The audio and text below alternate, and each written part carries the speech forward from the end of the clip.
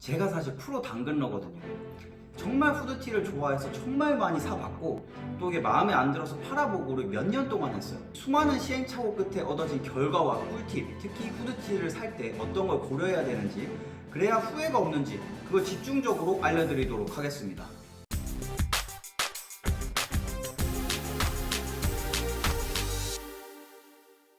자, 독학한 내용을 마구마구 퍼주는 채널 독학의 정석입니다. 원래는 카라테를 끝으로 패션 주제는 끝을 내려고 했었는데 생각보다 너무 많은 관심을 가져주셔서 패션 컨텐츠를 하나 더 찍어보게 됐습니다. 댓글들을 살펴보니 카라테에 대한 내용들만 있을 줄 알았는데 의외로 제가 착용했던 후드티에 큰 관심을 가져주시더라고요. 그래서 이번 영상에서는 제가 후드티를 구매할 때 고려하는 사항들과 구매 꿀팁, 그리고 제가 착용했던 후드티에 대해서 소개시켜 드리도록 하겠습니다. 이번에도 결론부터 말씀드리겠습니다. 마음에 드는 후드티를 사기 위해서 고려해야 될 사항들은 크게 두 가지가 있습니다. 첫 번째는 후드이고 두 번째는 시보리입니다. 이걸 집중적으로 살펴보도록 할게요. 자, 첫 번째로는 후드의 각, 그러니까 이 모자의 각이 살아있는 것을 구매하셔야 됩니다. 모자의 각이 살아있냐 살아있지 않느냐에 따라서 정말 느낌 차이가 크게 나요. 그래서 반드시 모자의 각이 살아있는 것을 구매하셔야 됩니다. 그러면 어떤 후드티가 각이 사는지 그걸 알아볼 필요가 있겠죠. 그래서 첫 번째로 보셔야 되는 것은 후드의 소재와 두께입니다. 소재가 빳빳할수록 그리고 두께가 두꺼울수록 후드의 각이 잘 살겠죠. 그래서 보통 기모냐 기모가 아니냐를 가지고 호불호가 굉장히 많이 갈리는 경우가 있는데 저는 기모 소재가 좀 더 두껍기 때문에 후드의 각도 잘 산다고 생각을 해서 기모 후드티를 좀 더 선호하는 편입니다. 그 밖에 제가 지금 입은 것처럼 데님 원단으로 되어 있거나 빳빳한 스트릿 원단으로 되어 있는 후드의 경우는 각이 잘 살아서 좀 더 예쁘게 입으실 수가 있어요. 그리고 그 밖에도 뭐 후드만 특별하게 좀 더 두껍게 만들어지는 그런 브랜드들도 있습니다. 제가 구매했던 브랜드 중에 큐컨버스라는 브랜드의 청자 후드라는 제품이 있는데 그 후드 같은 경우는 일반 소재로 되어 있지만 모자만큼은 조금 더 빳빳하게 제작이 돼서 조금 더 후드의 각이 잘 사는 경우가 있었어요. 그래서 참고하시면 좋을 것 같습니다. 자, 두 번째로는 후드티의 목 부분을 잘 보셔야 됩니다. 이 후드티의 목 부분이 무슨 의미가 있겠냐 생각이 드실 수도 있는데 이 후드티의 목 부분이 후드의 각을 결정짓는 굉장히 중요한 역할을 하고 있습니다. 제가 한번 보여드릴게요. 자, 이 후드 집업을 기준으로 제가 설명을 좀 드려보도록 하겠습니다. 가끔 이렇게 목이 올라가도록 디자인이 된 후드티가 있어요. 목이 조이는 타입인 거죠. 목이 안 조이는 상태 정도까지만 집업을 올려볼게요. 이렇게 되면 후드가 확 죽죠. 근데 이걸 끝까지 올리면 후드가 각이 살아납니다. 재질이나 두께가 힘이 없어도 목이 조이면 각이 살아난다는 거예요. 그래서 이런 후드 집업들 중에서 살짝 바람막이나 고프코어 느낌이 나게 디자인된 것들, 약간 목이 끝까지 올라가게 디자인된 경우가 많아요. 이런 후드들은 이 끝까지 집업을 올렸을 때 각이 잘 살아나기 때문에 참고하시면 되고요. 그러면 이 후드 집업만 그런 거 아니냐 생각할 수 있는데 그게 아닙니다. 이거 한번 다시 살펴볼게요. 자, 이 후드티들을 보시면 목이 졸릴 정도로 조이는 느낌이 나는데 후드각이 탄탄하게 살아나죠. 그래서 이렇게 목이 졸리는 경우는 후드각이 잘 산다는 특징이 있습니다. 그런데 참고로 이렇게 목이 꽉 조이는 후드티들은 요새 잘 나오지가 않습니다. 2010년도 후반이나 2020년도 초반까지만 이런 후드티들이 많이 나왔었고요. 저 같은 경우는 빈티지를 좋아해서 이런 옛날 후드티들을 많이 가지고 있는데 뭐 관심이 있으시면 옛날 모델들을 구해보시는 것도 좋은 방법이 되실 수가 있습니다. 그래서 목이 조이는 후드티들은 각이 살아난다, 이걸 잘 기억을 해주시고요. 자, 두 번째로는 후드티의 총장을 잘 생각해서 구매해야 된다는 것입니다. 그냥 내 사이즈에 맞는 총장의 후드티를 구매하면 되는 거 아니야? 이렇게 생각하실 수가 있는데 여기서 간과한 것이 있죠. 바로 시보리의 존재입니다. 시보리가 없는 것은 그냥 사이즈에 맞는 걸 구매하시면 돼요.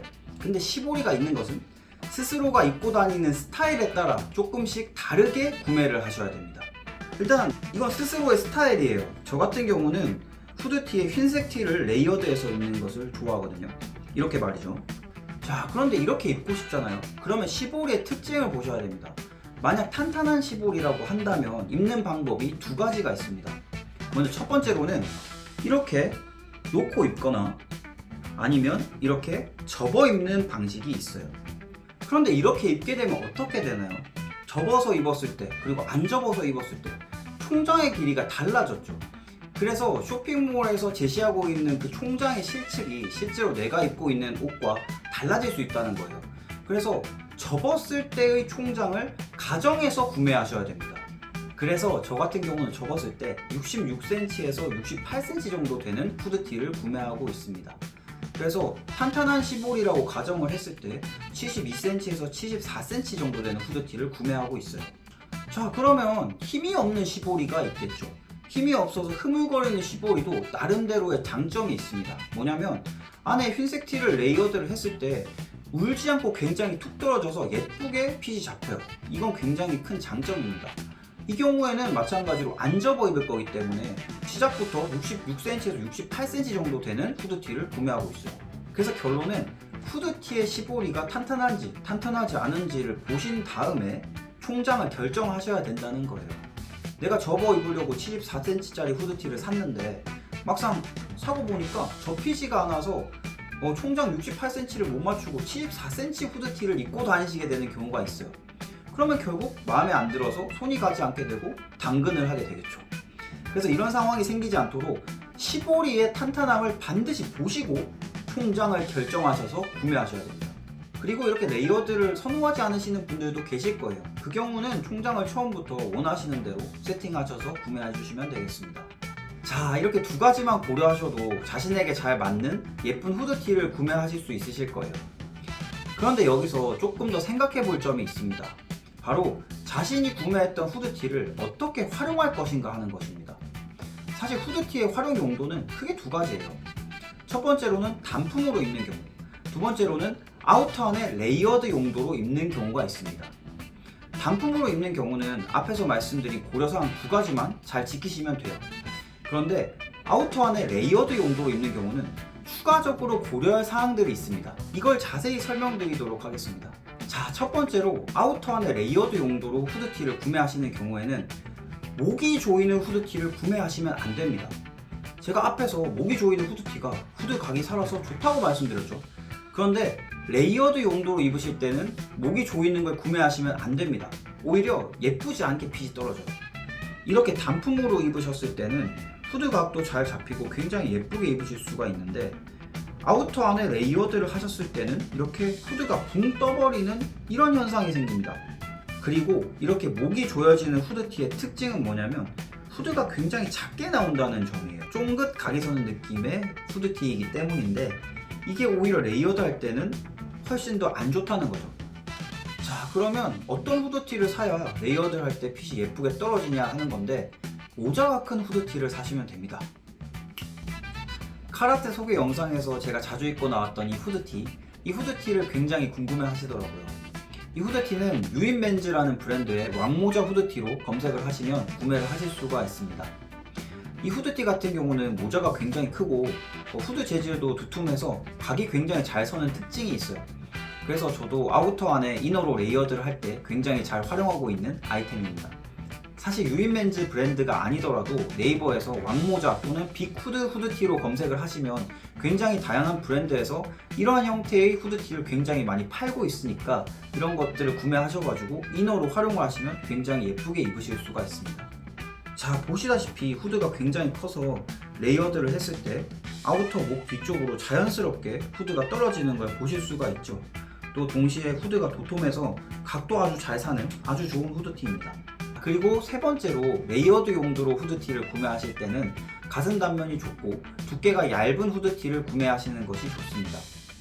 저도 굉장히 두툼한 오버핏의 후드티를 굉장히 좋아하는 편인데요. 단품으로 입었을 때는 굉장히 이렇게 예쁘게 입으실 수가 있는데 레이어드 용도로 입게 되면은 이렇게 울어버리는 현상이 생겨서 핏이 좀 예쁘지가 않아요. 그래서 가급적이면 레이어드 용도로 구매하실 때는 두께감이 얇고 오버핏보다는 가슴 단면이 좁은 것을 구매하시는 것이 좋습니다. 그리고 네 번째로 총장은 아우터의 특징에 맞추시는 게 좋습니다. 사실 패션은 저는 정답이 없다고 생각을 하거든요.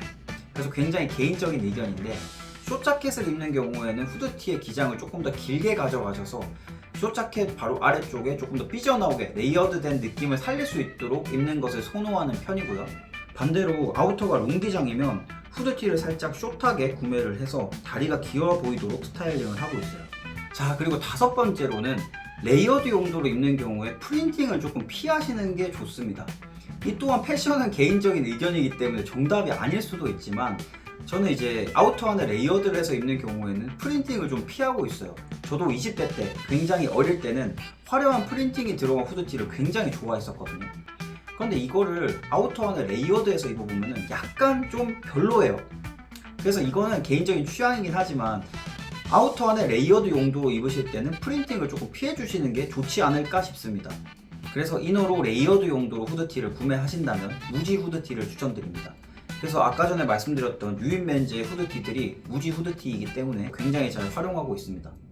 자, 지금까지 후드티를 구매할 때 고려해야 될 사항들과 구매 꿀팁에 대해서 살펴보았습니다. 사실 패션은 정답이 없어요. 그냥 내가 입고 싶은 대로 입는 게 답이죠.